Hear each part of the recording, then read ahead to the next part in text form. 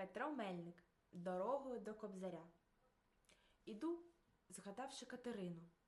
По онімілому селу я на Тарасову могилу, щоб взяти в руки ту золу, що є Шевченкового праху, на суд людський, на серце плаху. Несе сльози гірку смолу, одвіку знало заповіт злиденне людство в ріднім краї. І я його не забуваю, в душі очима пробігаю, рядки, що кличуть у політ до давнього сумного краю. Якби Шевченкові слова могли озватись чемним криком про кривду, біль, про лапті злика, о серці кожного, хто є, про наболіле, про своє.